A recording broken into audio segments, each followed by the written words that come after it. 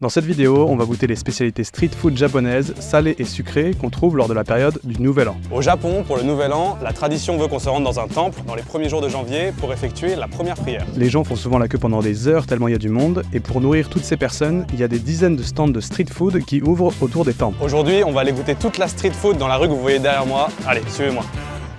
Bon alors, j'ai pris que un billet de 5000 yens, j'espère que ça va être assez. J'ai vu les prix un petit peu, c'est un peu cher, mais ça a l'air délicieux. Là, je vois un stand de yakisoba, je pense qu'on va tester ça. Hitotsu, onegaishimasu.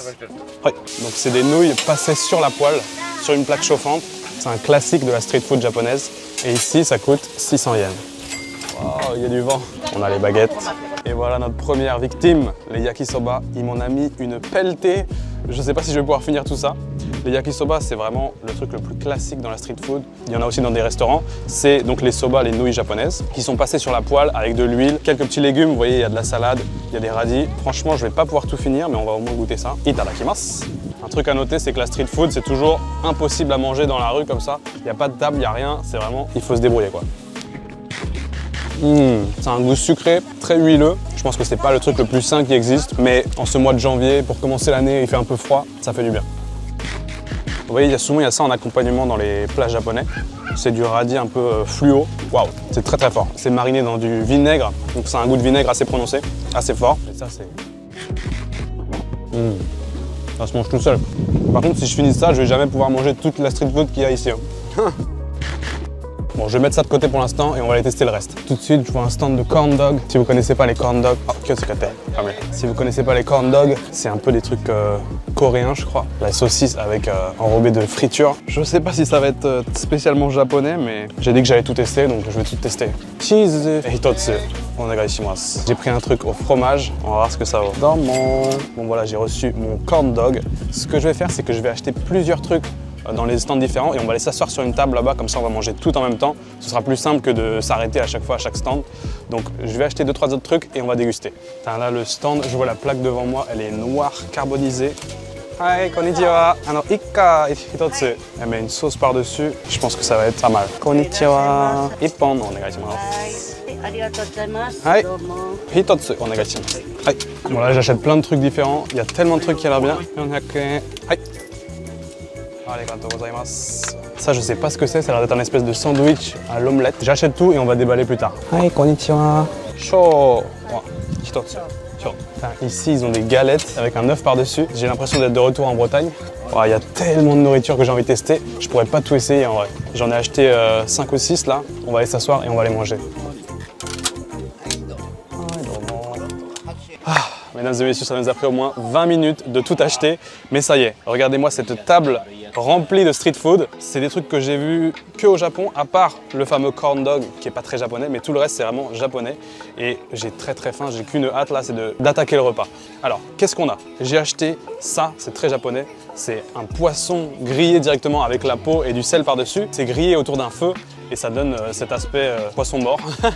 Il y a du poulpe, il me semble que c'est du poulpe. Is it? Taco. Ika. J'ai trouvé un truc qui me rappelle la galette de chez moi. Je sais vraiment pas ce que ça va donner, il y a un œuf par-dessus. Écoutez, je vous propose qu'on attaque directement. Itadakimasu. Et je vais commencer par le truc le moins japonais, le corn dog. C'est pas terrible. C'est vraiment ce qu'on pourrait penser. En fait, c'est même pas, il n'y a même pas une saucisse à l'intérieur. J'ai pris un truc au fromage. Je pense que c'est pas le meilleur. J'ai pris du karaage. C'est le fameux poulet frit japonais. Il y avait une petite mamie là qui cuisait son poulet frit elle-même et ça a l'air délicieux. On va goûter. Ouais, celui-là il est incroyable, waouh.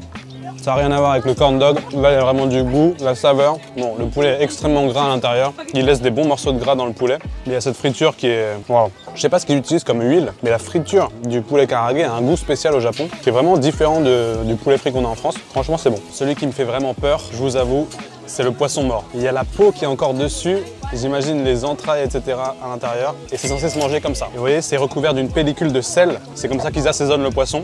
Bon bah écoutez, à l'attaque, hein. Apparemment il y a des œufs à l'intérieur, donc il faut manger cette partie-là. Ça a un goût de sardine en fait, sardine grillée, et la peau, ça ajoute un petit peu de croustillant. Et c'est très salé parce que forcément c'est recouvert de sel. C'est pas si gênant que ce que je pensais, je m'attendais à un truc immangeable. En fait c'est plutôt bon, par contre vous pouvez voir il y a des arêtes, faut pas avoir peur des arêtes.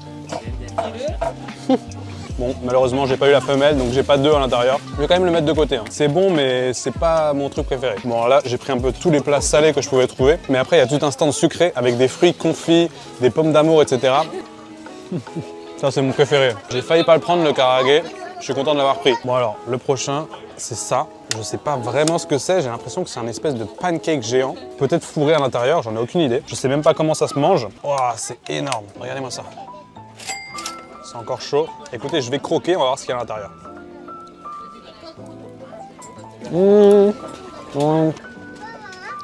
Ok. Effectivement, c'est un espèce de pancake avec du jambon à l'intérieur et par-dessus, il y a un œuf, mais il y a un goût bizarre que j'arrive pas à décrire. C'est vraiment pas mon préféré. Par-dessus, ils ont ajouté une sauce, la sauce de okonomiyaki, la fameuse omelette japonaise. Et il y a une sauce sucrée par-dessus. Celui-là, c'est peut-être celui qui a l'air le plus japonais.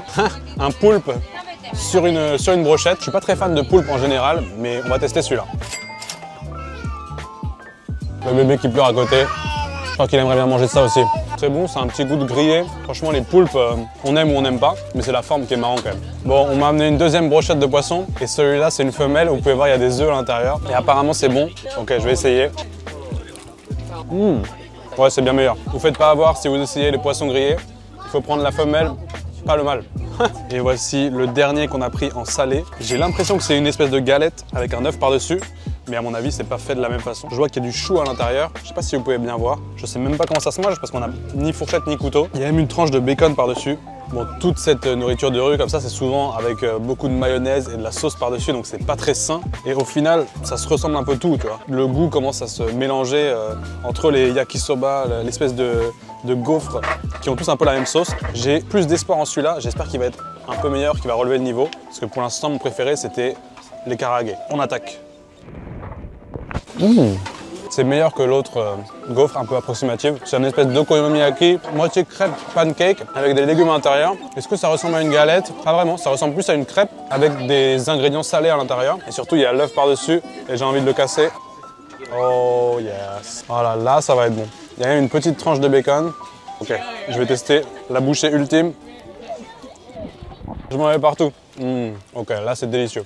C'est bon, mais par contre, c'est énorme. C'est vachement balèze. Là, j'ai croqué 2 crocs à l'intérieur. Je suis déjà calé. Bon, quoi dire de toute cette partie salée? Écoutez, c'est bon, sans plus. Je vais dire que c'est pas la meilleure street food que j'ai mangé au monde. En général, au Japon, il n'y a pas beaucoup de street food. Il y a dans les endroits touristiques ou quand il y a des matsuri, des festivals comme ça. Et donc là, c'est un peu le cas. Au Nouvel An, on appelle ça le Oshogatsu. Et c'est là où ils viennent prier au temple. Et à côté, il y a tous les petits stands où on peut manger de la nourriture de rue. Mais c'est plus pour manger un bout après la prière. C'est pas vraiment pour faire un repas comme là, je suis en train de faire. Donc c'est bon, sans plus. Mais par contre, j'ai vu, il y a des desserts. Et ça, j'ai très envie de tester.